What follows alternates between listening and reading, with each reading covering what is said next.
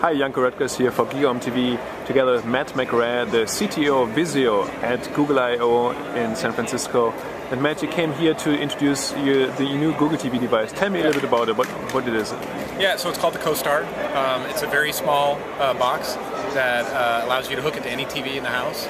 It's got HDMI pass-through and provides the full Google TV experience, basically any TV. I think what makes us different is we have a simpler UI that allows you to launch your apps without covering up the TV. And we did a very deep integration with a company called OnLive that allows very high-tier gaming in the system. This is the remote control. So we have a touchpad on the front surface. If you notice, it still looks very much like a TV remote. It's not some big keyboard. And then we have a QWERTY keyboard on the back. I think another interesting thing with the remote is this black plastic you see around here is IR transparent. So this also acts as the IR blaster. All you have to do is leave it on the couch or leave it on your coffee table. And when Google TV needs to control any equipment inside your living room, it actually commands the remote control to blast the entire room full of IR and send those commands.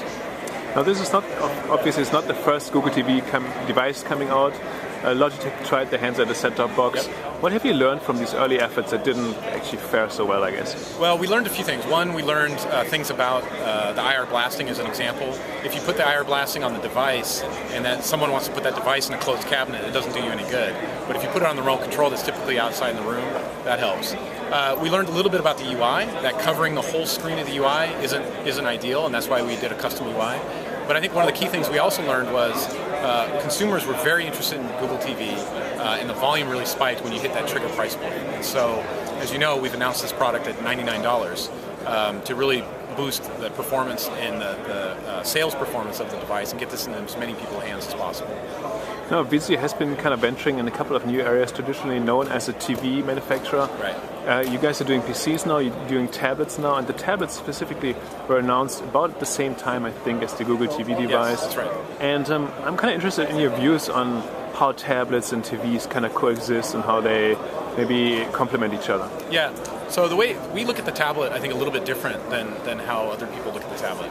You'll remember when tablets first came out, everyone said, "Oh, it's going to kill the laptop." And in fact, it ate a little bit. We believe it ate a little bit into netbooks in particular, especially at certain price points. But to us, those are two different classes of devices. Laptops are really productivity devices that are now becoming entertainment devices, but it's somewhere I can create content. Where a tablet still today is really a content consumption device. So in our view, we look at tablets as more akin to or more genetically similar to a television. And so we see that maybe people, instead of buying a 19-inch TV, a 24-inch TV, they may be more likely to actually buy a tablet and use that as a television they can take in any room of their house.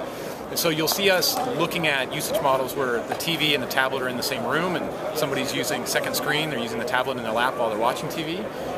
But also using tablets as a primary consumption device that you can take in any room of the house.